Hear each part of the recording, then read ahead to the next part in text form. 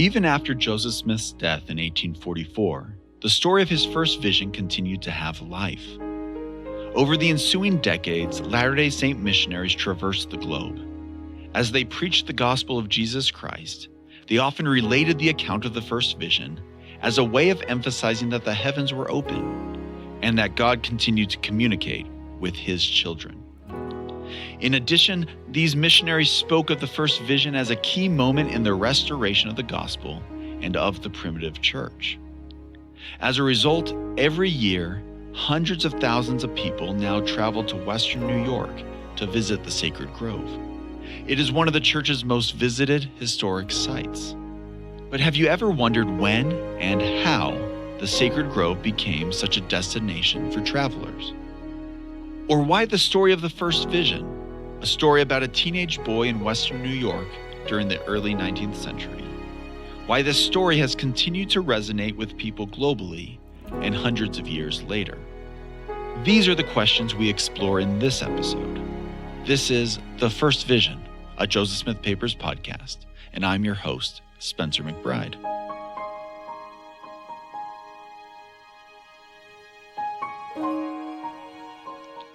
Episode 6, I Had Seen a Vision. To understand how the Sacred Grove became a historic site visited by people from all around the world, I spoke with Jenny Lund. Jenny is the director of the Historic Sites Division of the Church History Department. The Historic Sites Division is responsible for restoring, preserving, and operating all of the church's historic sites. As you can imagine, this is a lot of work. It's work that requires significant historical knowledge and close attention to detail. Jenny told me that the story of the Sacred Grove as a historic site starts several decades after Joseph Smith's vision. So it's really right after the turn of the 20th century, 1900, 1910, 1915. Right in that time period, it really becomes a sacred historic site for church members. And I think there are several reasons why that happens. One of those is in the air nationally, there's an interest in historic places. And particularly following the centennial of the American Revolution in 1876, there's a lot of interest in history, lots of books being written, and lots of local celebrations and places being memorialized with monuments of various kinds. So that is certainly in the air. And then the church is starting to celebrate these events as well, because in 1897, they celebrate the 50th anniversary of the pioneers coming into the Salt Lake Valley. And in 1905, it's the 100th anniversary of Joseph Smith's birth. So that is certainly in the air. But there is more to the moment than a national movement to preserve historic sites. As Jenny explains, there is a change in the membership of the church that drives church leaders to preserve the sites of the church's early history. I think the other thing that's significant is Joseph F. Smith, who was president of the church during that era, was the last president of the church to have known Joseph Smith and Hiram Smith, his own father. So he is very cognizant that that generation who could stand in testimony meeting and say, I knew Joseph Smith personally, is now going to be gone. In episode 1, you might remember, we learned that the social and cultural transformation of the United States during the early 19th century shaped the world in which Joseph Smith experienced his first vision. Well, the demographics of the church in the early 20th century shaped the way that church leaders worked to restore and preserve the site of an event so central to their history. Living memory of Joseph was disappearing as the first generations of church members passed away. It was a pivotal time. George Albert Smith, who was an apostle at the time, personally purchased the Smith farm in 1907, but the previous owners remained on it until 1916 as tenant farmers. So after 1916, George Albert Smith transferred ownership to the church. So he was acting as the church's agent in making that purchase. After that, people start stopping by. The church calls missionaries who go to the farm to run the farm, but it's a farm. It's not a visitor site. So It's really after World War II where the church starts inviting visitors to come, and where now we have this whole new tourist experience of the Great American Road Trip. Cars are available, motels, and it makes it possible to take a road trip. So after World War II is when we really start to see really consistent high levels of visitation to the Smith Farm and to the Sacred Grove. So, Jenny, how many people visit the Sacred Grove every year? Well, today we're not quite sure exactly what that would be because we don't take visitation statistics right at the entrance to the Grove. But we do track the number of visitors who go to the Hill Cumorah Visitor Center, which is really the visitor center to kind of that whole area. And that ranges between 150,000 to 200,000 visitors per year. We are pretty confident that the great majority of those visit the Sacred Grove while they're there. And from where are these visitors traveling? Certainly most of the visitors are North Americans, so they're close at hand, Americans and Canadians, so it's easy for them to drive to the site or fly and stop. But you would be surprised at the number of international visitors, people who come from all over the world. Latter-day Saints who want to make a visit to places of historical significance to the church, they come. When I think on these large numbers of visitors to the Sacred Grove each year, and the fact that they come from all around the world, I cannot help but wonder, what is it that these visitors hope to experience when they arrive? Why do they come? Of course, part of the answer is obvious. It's a site with immense historical significance. But for many, the site seems to offer more than history. It's a spiritual place, a place where people can connect with the history of their church, but also where they hope to connect in some way with God. So I think you got the word just right when you said connect. And I don't think there's a big difference between the historical and the spiritual, especially for Latter-day Saints, because I think those two are mixed. And I think they're mixed as well for people of other faiths who come to our historic sites. Somehow they want to connect with something that happened in the past that made a difference, that it changed people's lives. It changed history. And so they want to come there. I think for Latter-day Saints, the concept that this is the beginning place of the restoration. So all those things that they have in their lives today that are so meaningful are there because of what happened in that grove. And I think there's also a sense that we talk about Joseph going into the grove as a young man, young boy with questions, and all of us have questions. And so I think there is this hope that if I go into this sacred place, I will have some kind of answers of my own, that maybe it's easier to have those kinds of spiritual experiences there.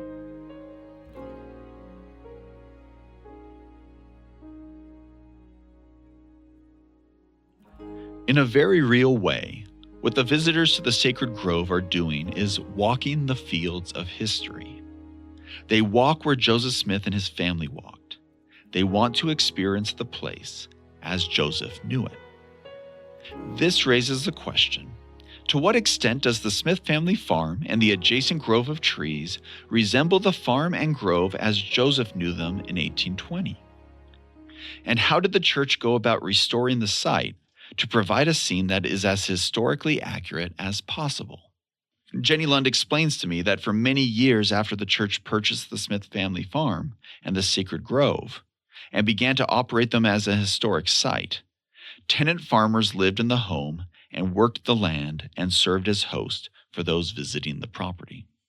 But eventually, the church's Historic Sites program took the lead in restoring the site to what it was like in the 1820s. So what you saw with the Smith frame home is that in the early 1990s, we took that building and took off all the later additions. So Victorian windows that had been added, the fireplaces which had been added to each end, the original central chimney of the home had been torn out at some point, and we replaced that. And we took that home back to what it looked like when Joseph and his parents and his brothers and sisters lived in the home. A lot of work goes into restoring a site such as the Sacred Grove. Research, physical labor, the acquisition of period furniture and other materials. Some may wonder if such attention to detail is necessary. But to the church's Historic Sites team, the work is essential to the visitor experience. We're interested in commemoration, but we're more interested in restoration, to taking you back to the place and time. When people can walk into a space that was the way it looked when Joseph lived there, they have a much more profound connection. They understand sometimes the scriptures better. All of a sudden they understand the history better when they can be in that, not just the place, which you can see in the commemoration model, but in the place and the time and the event that you really see most effectively in the restoration models. And what about the grove? Restoring the homes on the Smith family farm is one thing, but what about the grove of trees? How does one restore a portion of the forest with the goal of historical accuracy? The Sacred Grove, of course, is probably our most significant historic site, and so we have given a great deal of attention to restoring that grove. We don't usually talk about preservation when it comes to a grove because trees die. It's a living thing, and so we're less preserving individual trees as we are about preserving or restoring the living organism of this grove so that people today can have a similar experience to what Joseph Smith had in the 1820s. So for many years, the church took great care to pick up all the dead trees and all the limbs on the ground, sweep out leaves, and clean it up so it was a pristine, almost like a city park.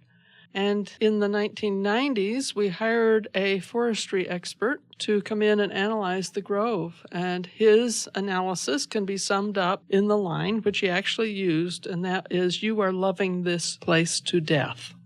So the challenge was, how do we rectify that? And he set us on a path that has made a significant difference in the grove. So if you were to walk in the grove in the mid-1990s and walk in the grove today, you would see a significantly different place. And the primary principle is that we let nature take its course in the grove. So all those dead limbs and all those leaves remain in place where they fall. And that means that they will then return nutrients to the ground, which will then support the trees in their growth. Now, perhaps you never thought that forestry could play such an important role in historical preservation, but it was crucial to the restoration and preservation of the sacred grove in recent years. So, in addition to historians and curators, the Historic Sites Division relies on the expertise of foresters. Jenny Lund explains the benefits. Other things that we've done include expanding the grove. The grove was just maybe as much as 10 acres when the church purchased it in the early 20th century.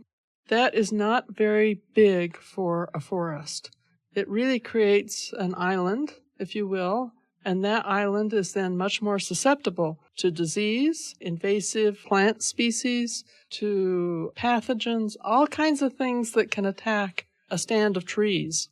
And so one of the things we decided to do that was very important is to expand the size of the grove. So we purchased a buffer property around the Smith farm so that we would be able to expand that grove. There were some stands of trees there, and so we could use those trees to help add to our space. And by buying them, that meant that somebody else wouldn't at some point cut them down. But the other thing we've done is to do regeneration. And that is to take some farm fields that were just right adjacent and allow those fields to go back into trees, go back into forest. You may be wondering if all this work has paid off. Is the grove of trees that visitors experience today similar to the grove of trees that Joseph would have experienced?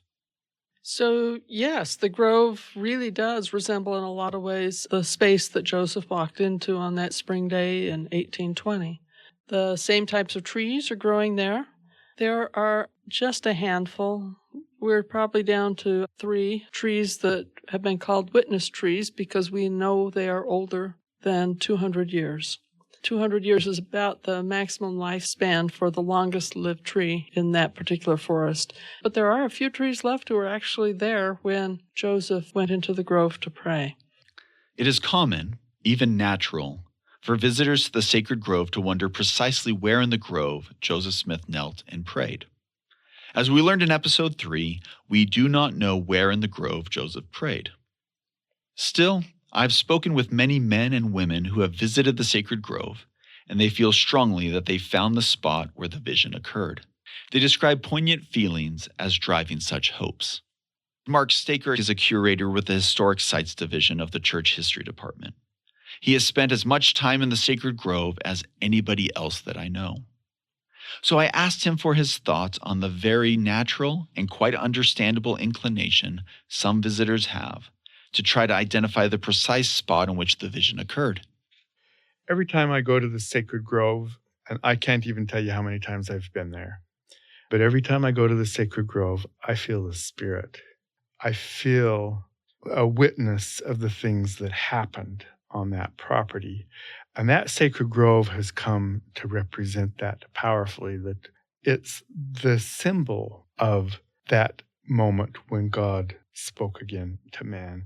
And it's not a specific location in the grove, but it's the fact that that grove is that symbol, and it tells us in a visual way of the setting where those events took place that I think that is so powerful and bears witness in and of itself that those events happened, that I think is so important. And so people, when they go through the grove, they feel the Spirit, and they feel a witness that those events took place.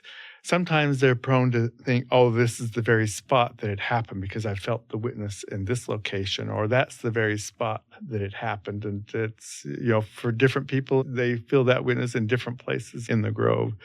But that's not our Father in heaven trying to identify a location to them. That's the Holy Ghost bearing witness that those events really happened.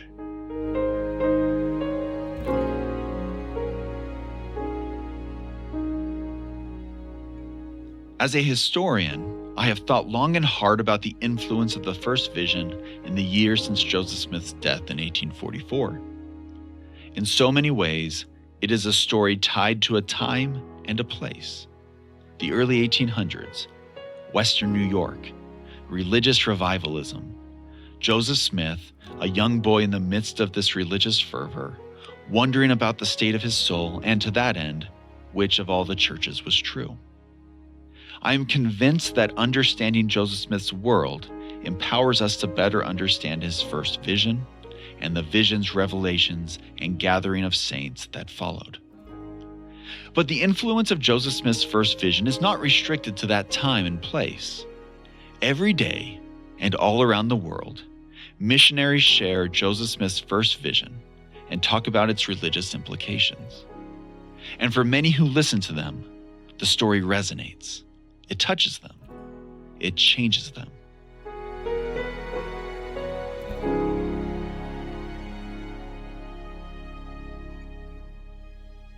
To better understand the enduring global appeal of Joseph Smith's first vision, I spoke with Elder LeGrand Curtis Jr. Elder Curtis is a General Authority 70 in the Church of Jesus Christ of Latter-day Saints and the church historian and recorder. During his ecclesiastical ministry, Elder Curtis has traveled throughout the world and has spent considerable time with Latter-day Saints in Europe and Africa.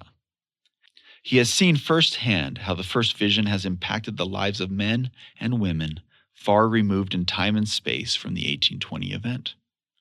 I asked him why he thinks the story of the first vision has such an enduring appeal. I think that one of the things that we have to take into account in looking at that is the fact that it's true, that it happened. And it's hard to overstate the importance of it, that God the Father and Jesus Christ came to earth and visited Joseph Smith, who would become the prophet of the Restoration, that it happened, and that the message that then was going to roll forth from the church that would be organized as part of the chain of events that started is Christ's true church on earth today. And that God the Father and Jesus Christ both want people to know about that. So one of the things that makes for the universality of this, or the appeal, is that God sends his Holy Ghost to bear witness of it. And I think that that is one of the reasons why it plays so well across the world, is that the Holy Ghost says to people, this is true. And restoration appears to be a central aspect of the first vision's broad appeal. A desire to connect with the divine, to know God's will, to discover the primitive church. These desires fueled much of the revivalism of 19th century New York. But they were not new desires then, and people have continued to seek a better understanding of God and His will. They have continued to seek God's church. The story of Joseph Smith and his first vision speak directly to that. One of the real interesting things about the history of the church in West Africa is that there were people back in the 1950s and the 1960s that began to get literature about the church and wanted to have the church come to West Africa. And it didn't come. What they could get is more literature. And one of the key figures in all that is a man by the name of William Billy Johnson. I wanted to just read something from what he said that I think is really interesting about the first vision. As a young man, I started searching for spiritual peace, is what Billy Johnson said. It was my prayer that the Lord would show me which church to join, which I think is a really interesting parallel. Then in 1964, he met a man that gave him literature from the Church of Jesus Christ of Latter-day Saints. And then he says this, I read the testimony of the prophet Joseph Smith, and I believed that testimony. I believed it was a great message for the whole world. So I read the Book of Mormon and found it to be true, the true word of God. I think it's really interesting that Billy Johnson found from when he first read the account of Joseph Smith's first vision that he just instantly believed that it was true. And I've seen that with those who are looking into the church. I saw it in Italy. I've seen it in the U.S. I've seen it in Africa, that the first vision is often the first thing they will hear about our message. And then it leads them to the Book of Mormon, and it leads them to coming to church. It really has a very interesting place in people's conversion stories. But as Elder Curtis went on to explain, there are other personal applications of Joseph Smith's experiences as a 14-year-old boy that speak to the human experience. One of the examples I thought about as I've thought about the first vision is one of our Area 70 in Africa, a man by the name of Freebody Mensah. He was given some pamphlets.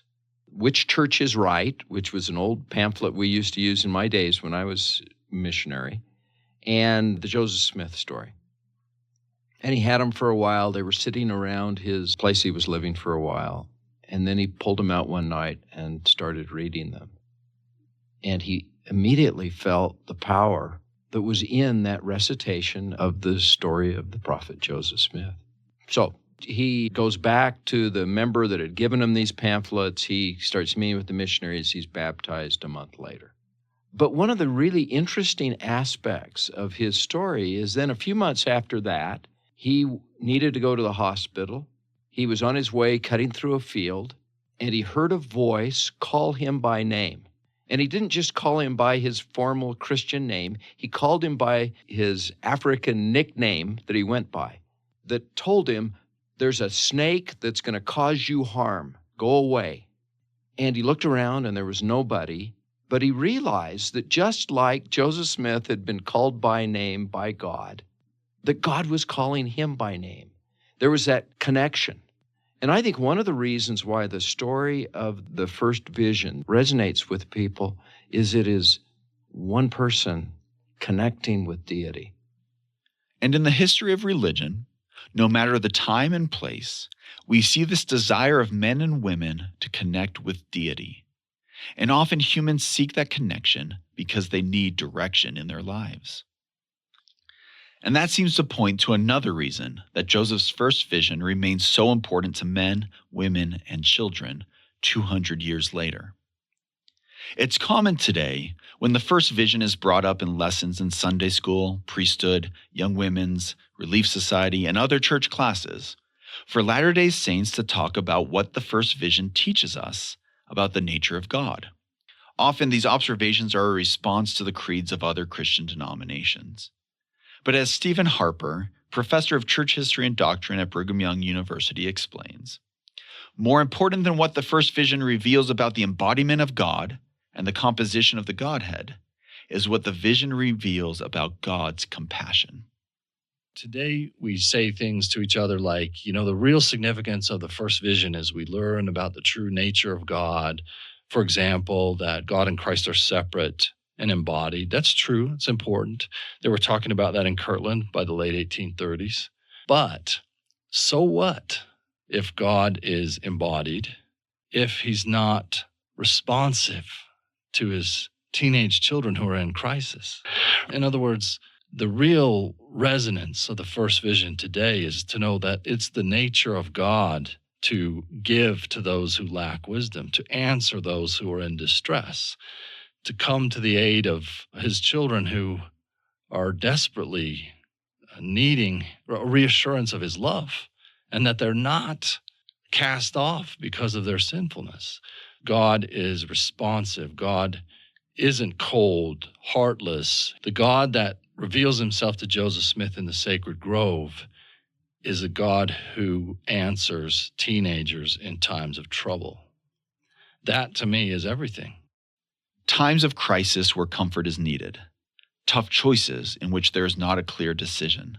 These are the moments in which people of all ages can take heart in the story of Joseph Smith's vision as a teenager in 1820. Elder Curtis addresses this. We can all appreciate, we can all identify with what it's like to have a difficult decision and want guidance from God. And one of the truths that comes from the first vision is that you can really ask and get answers. And of course, many men and women like Joseph Smith seek that connection with God because they are concerned about the state of their souls. One of the gems that comes out of the 1832 telling is that in addition to wanting to know what church he should join, Joseph wanted forgiveness for his sins. Now, talk about something that we can all identify with, including young people, this feeling of knowing that being around this planet and going through the ups and downs of life, that we're not as clean, as pure, as good as we should be, and that yearning to be better, that yearning to be clean. And I think that that is another thing about this recitation, this telling of the first vision that is so meaningful, is that we know that we can be forgiven of sins. Answers to prayer, spiritual direction, forgiveness for sins. That seems to bring us back to where it all started for Joseph Smith. A young boy trying to sort through deep questions about his soul, wanting to know and connect with God. Joseph recounted a magnificent vision of deity as a result of his spiritual seeking. And, as he explained in his 1838 account of the first vision, the implications of his experience were indeed universal. He wrote, "I had found the testimony of James to be true, that a man who lacked wisdom might ask of God and obtain, and not be upbraided." To Joseph, this was the memorable message of the first vision. This concludes The First Vision, a Joseph Smith Papers podcast. I'm glad you joined us. Additional information and historical documents, including Joseph Smith's first-hand accounts of his 1820 vision, can be found at josephsmithpapers.org. I'm Spencer McBride. Thank you for listening.